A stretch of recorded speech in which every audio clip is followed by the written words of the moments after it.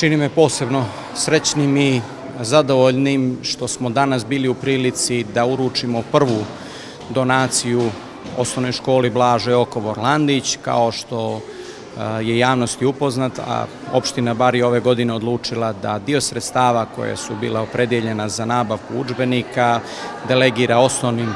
školama sa ciljem nabavke IT opreme, prije svega djeci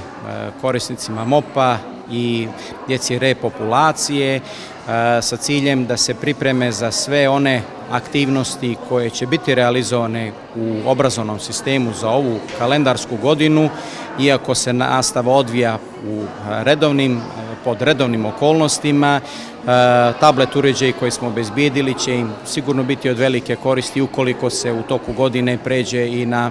online sistem nastave.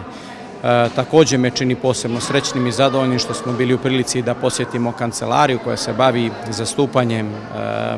interesa djece repopulacije, sa kojima u kontinuitetu imamo sjajnu saradnju i sprovodimo sve one aktivnosti koje su definisane lokalnim akcionim planom za ovu godinu. Opština prije svega na ovaj način šalje jasnu poruku da odgovorno i vrlo posvećeno pratimo rad obrazovnih institucija u našem gradu i shodno svojim finansijskim mogućnostima obezbeđujemo pomoć za realizaciju programskih aktivnosti ili za adaptaciju